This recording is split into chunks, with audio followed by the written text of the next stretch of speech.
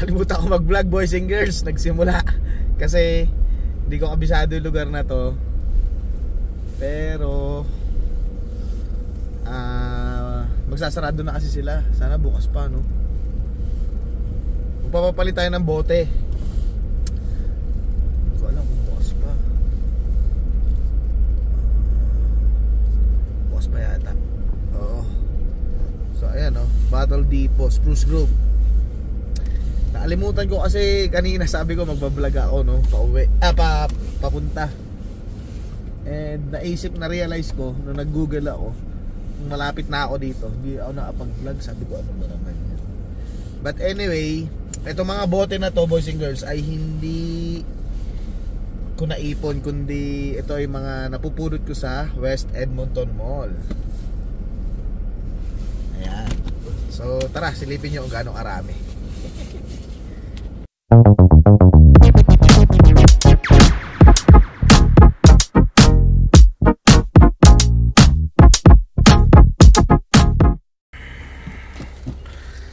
So ayan, lahat yung bote, mga napupulot natin yan, boys and girls, sa West Edmonton Mall. Syempre dumidiskarte din tayo, no?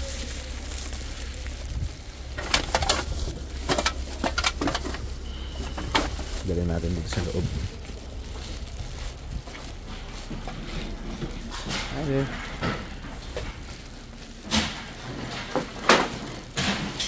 No, you hold it. You brought it, you hold it. Putik yung sasakyan natin.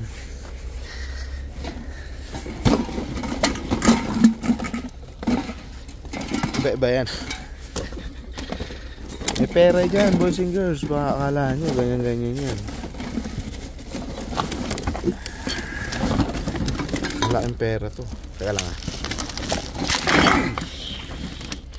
Teka lang, stop ko muna.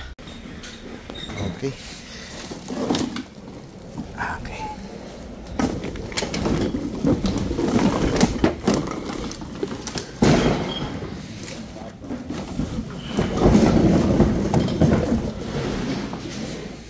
Dami. Magkano kaya? Panggas natin. Black pepe? Ah, yes, please.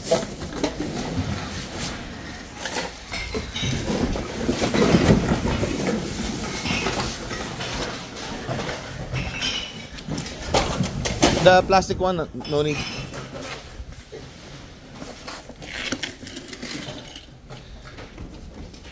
Alright. Are you doing? Are you collecting this one? Yeah. Okay, pati pala yun eh.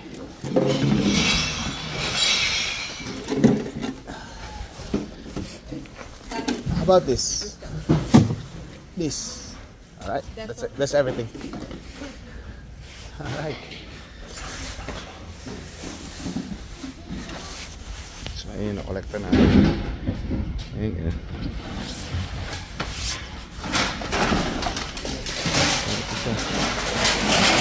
So, ito yung ano yun, 10 cents dito, 25 cents naman dito. So, tingnan natin kung magkano tayo.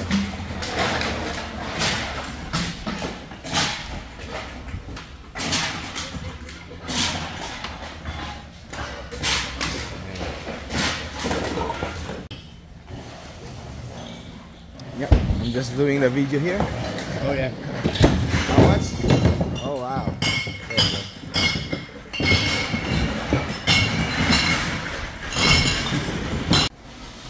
So yeah, tatap namin yan. We will tap it. Okay? Thank you. Thank you so much. 1985. Panggasolina.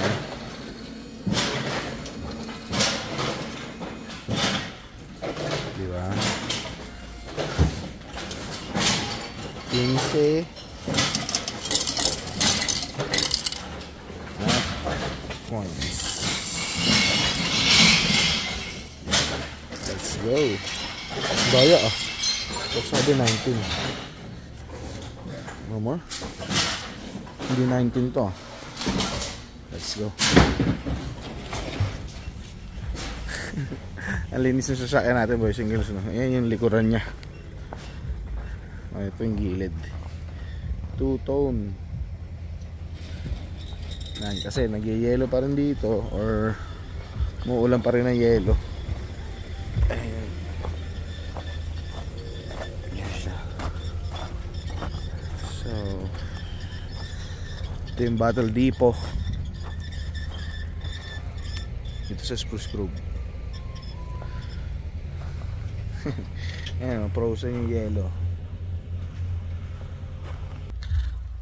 Ayan, kumita tayo ng 19. Pero ba't ganun? 17 lang to. Daya. Hindi 19. Tama yun. May tax na 2. Anyway, yun nga. 2 weeks. 2 weeks pa lang tayo sa Edmonton Mall. And nagkaroon tayo nito. Namumulot lang tayo ng mga bote-bote doon. Tara, pang gasolina natin. So, gabi na, boys and girls. And 8:04 na ng gabi. Di ba nagbenta tayo kanina ng bote. Tapos sa bahay ako nagtutupi habang nanonood ng movie. May nakita ako sa marketplace na printer, which is medyo kailangan ko. Hindi ko naman kailangan. Medyo kailangan ko lang. At alam kong kakailanganin din soon ng mga bata. So yung napagbentahan natin, or tama yun, napagbentahan natin ng bote ay naging printer na siya. Ayan. So medyo malaki lang, no? Kung mapapansin nyo, malaki. Pero ang maganda rito, kompleto. May mga cartridges 3. May cord, power cord. Itong white na to is cord sa laptop. And then good working condition siya, malinis. Bumili lang sila ng smaller unit. And ito na. Ganun lang yan, boys and girls. Kundi dahil sa bote na napagbentahan natin, wala tayo nito. Ayan. Pero nagpagas ako kanina, no? Syempre yung gas, card yung ginamit ko. So hindi ko na binidyo. Pero yung $19 is actually hindi, ang kuha ko lang dito ay mas mura sa 19. Yan. Ang kuha ko lang dito ay $15. Yan. Binibenta kasi niya ng 30 and sinubukan ko lang i-half the price and nagulat ako, binigay naman niya. So, thank you Lord. May printer na tayo. Bila tayo. Grabe, lakas ng ulan ng yelo, boys and girls. What's up, boys and girls? It's your boy, Randy Boy. Ay, nako. Ang lakas ng ulan ng yelo. February 8 dito, boys and girls. Tama ba ako? Hindi February 8, February 7. Yan. Hindi ko pa nag-check kung anong weather, pero ang oras ay alas 10. Alas 10 ng umaga, 5 minutes before 10. Papasok na tayo. At kung mapapansin nyo, boys and girls, ang lakas ng ulan ng snow. Ayan, makikita nyo, boys and girls. Grabe siya, oh. Diba? Ang kapal na naman. Kaya may ayusin muna ako sa sasakyan. Oh man, I'm sorry about that. Sorry, scared you.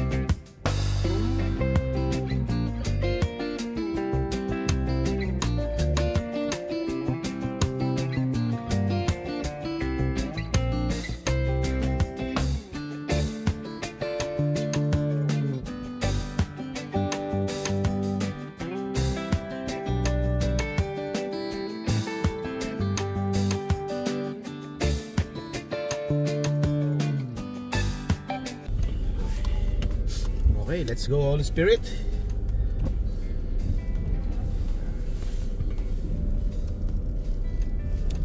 Alright, ang kapal na naman ng yellow, boys and girls. Buti hindi tayo nagpa-car wash. Pero talagang hindi naman tayo magpa-car wash kasi alam ko magpuputik pa eh. Pero napakadumi na kasi nung sakay natin. So ang weather ngayon -3, February 8 at 10 AM na, 10:02. February 8. Tawag dito. Ang kapal nung nung patak no yelo, umuulan talaga siya ng yelo, ng ice. Ay ng yelo pala. Snow. Ano ba 'yan? At may ubos-sipon pa rin pero kahapon day off natin kaya nakapagpahinga tayo. Yung katawan natin ready to work again. Nakapag-charge tayo. So nakapagtupi tayo ng damit, nakapaglaba. Yung tupiin ko napakadami na parang 3 salang na yung hindi ko natutupi. Kaya kahapon natupi ko siya lahat. Plus naglaba ulit ako ng konti, kaya parang 4 na salang yun yung tinupi ko kahapon. Nakapanood tayo ng movie. Ayan. Mamaya pa yung time ko sana aalis sana ako 10:30 kasi mamaya pa naman 11 yung oras ng trabaho. Kaso nga lang pagka ganito kasing umuulan ng snow, ng yelo, kailangan umalis ka ng mas maaga. So puting-puti na naman ang ating daanan. Pati yung langit, no?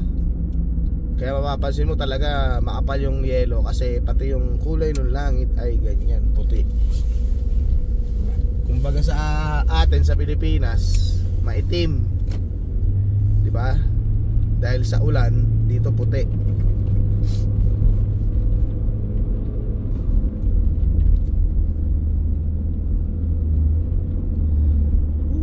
Kanina nga pala yung nilagay ko ay power steering fluid. 'Di ba? Pagkatapos ko pagpagan yung si Pepay, itong van natin, naglagay ako ng oil. Power steering fluid 'yon. Kasi natatandaan nyo nung nagkaroon ng extreme weather dito. Boys and girls. Doon nagsimula yun eh. Feeling ko pumutok yung hose or nagkaroon ng crack, kaya nauubos siya. No, yun ang suspecha ko lang naman. Hindi ko pa siya napapacheck kasi 'di ba day off ko kahapon. Hindi ko pa naman sahod. So gusto ko sana ipatingin pag may pera na ako. Kasi baka mamaya magulat ako sa presyo na kung magkano sisingilin nila. Hindi ko alam kasi kung magkano yung hose, or sana hose lang, no? Pero suspecha ko hose lang kasi hindi naman nangyayari dati yun eh. At saka pag nilalagyan ko siya ng hose, okay pa rin naman yung power steering. Nauubos lang talaga.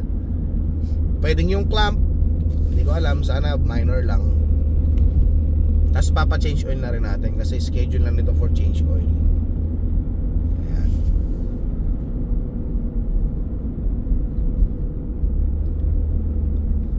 Kanina nagulat yung kapitbahay natin na Canadian eh.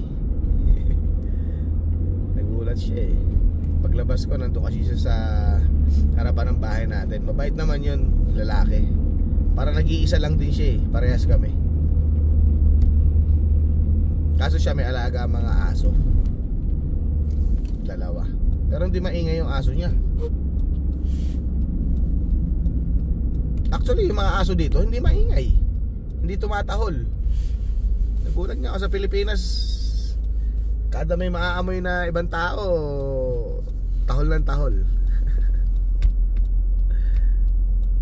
So yun, dito muna. Mamaya ulit.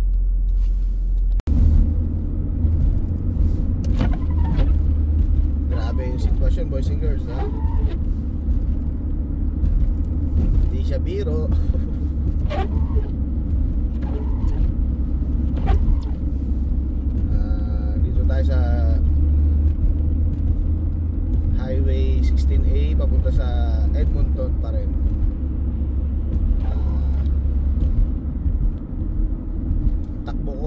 70 sa 100 speed limit.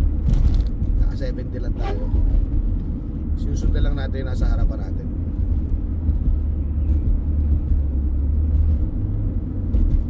Kanina pa tong ganito sitwasyon, kuya ko lang na video. Kasi akala ko mawawala eh. Yung pala all throughout ng papunta ganito siya. Pero hindi ganito katindi kanina sa Spruce Grove ah. Dito ang tindi oh.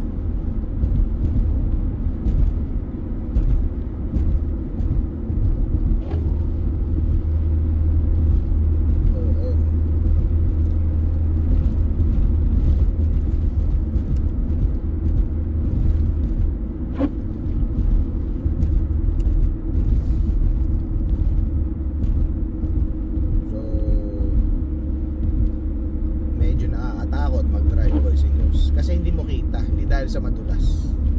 Dahil hindi mo kita yung sinusundan mo. Pero alalay lang naman.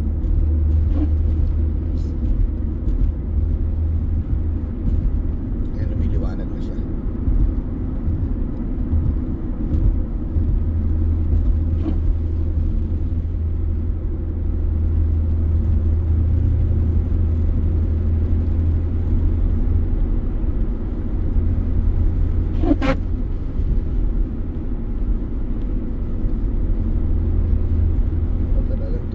Siya boy singers.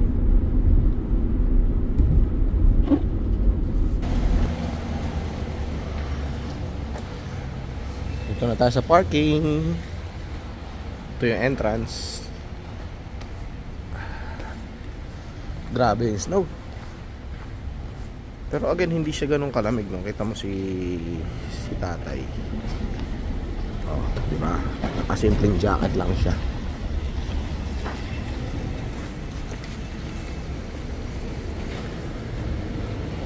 Ano, buti na lang may cover yung ating parking. Push, ay pull pala. At pagdating mo dito sa loob ng mall, normal na normal. Walang kahirap-hirap sa lamig. Maraming salamat sa panonood, boys and girls. Ingat kayo lagi. Bye. God bless.